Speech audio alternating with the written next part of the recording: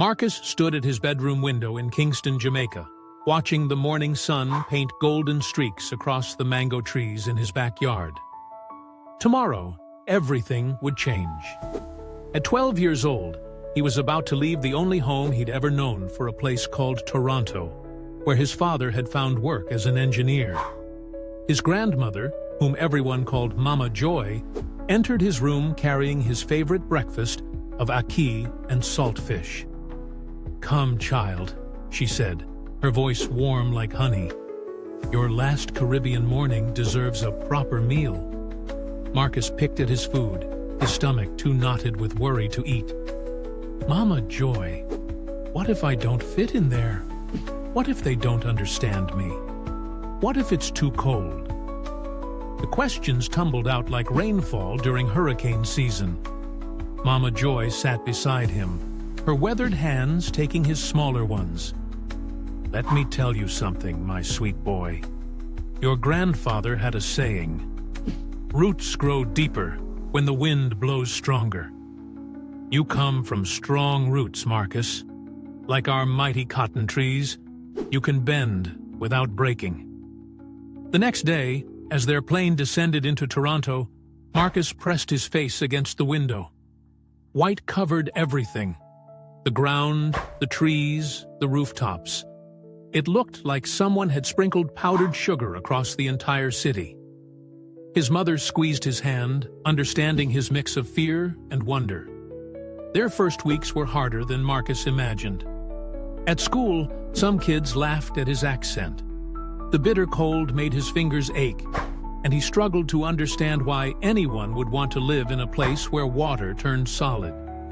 Every night, he'd call Mama Joy, his voice cracking as he described his struggles. But then, something started to change. Marcus's teacher, Ms. Thompson, asked him to share stories about Jamaica during class. His classmates leaned forward, fascinated by his tales of swimming in warm seas and climbing mango trees. Sarah, a girl who sat next to him, taught him how to make snowballs, and soon they were having daily competitions during recess. One morning, after a heavy snowfall, Marcus woke up early and went to his new backyard. The silence of the snow-covered world reminded him of the peaceful moments before sunrise in Kingston. He reached down, touched the snow, and suddenly had an idea. When his parents came outside later, they found Marcus building something unusual: a snowman wearing his father's old straw hat, decorated with tropical flowers his mother had painted on paper.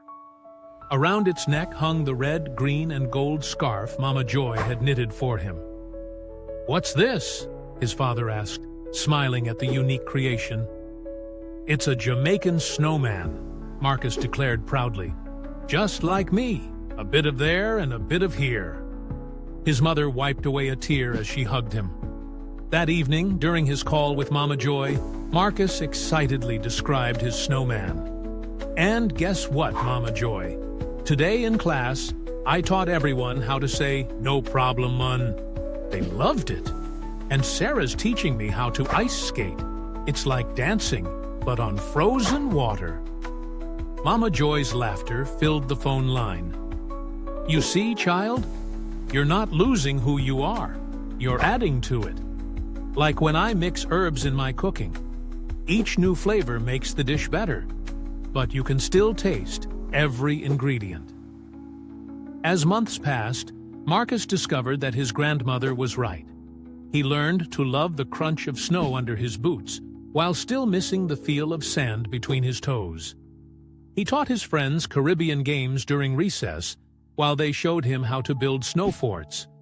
His accent remained, but now it carried traces of Canadian pronunciations, creating its own unique melody. 1 year later, Marcus stood at his window again, watching snow fall softly in the Toronto twilight. On his desk sat a photo of his Jamaican snowman next to a picture of the mango tree from his old backyard. He smiled, understanding now what Mama Joy meant about roots growing deeper. His heart had grown bigger, making room for 2 homes, 2 cultures, and twice the love.